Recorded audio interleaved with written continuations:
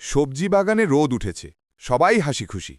Tomato, গাজর, বাঁধাকপি সবাই মিলে গল্প করছে। হঠাৎ সেখানে লঙ্কা আর ক্যাপসিকাম দেখা হয়। লঙ্কা গরম মেজাজের, ক্যাপসিকাম ঠান্ডা আর নরম স্বভাবের। দুজনেই ভাবে কে বেশি জনপ্রিয়। লঙ্কা বলে, আমার ছাড়া রান্না হয় না। ক্যাপসিকাম বলে, আমার ছাড়া রঙিন লাগে না। সবজিরা বিচারক হয়।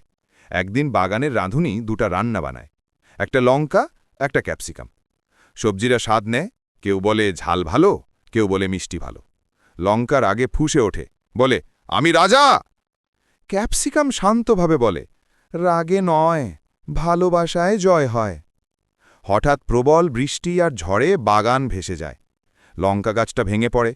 ক্যাপসিকাম দৌড়ে গিয়ে তাকে বাঁচায়। লঙ্কা অবাক হয়ে বলে, তুমি তো আমার প্রতিদ্বন্দ্বী ছিলে।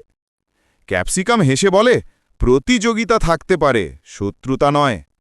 বাগান আবার নতুন হয়ে ওঠে। লঙ্কার ক্যাপসিকাম মিলে কাজ করে, একশটে রান্নায় যায়। সবাই তাদের জুটি পছন্দ করে।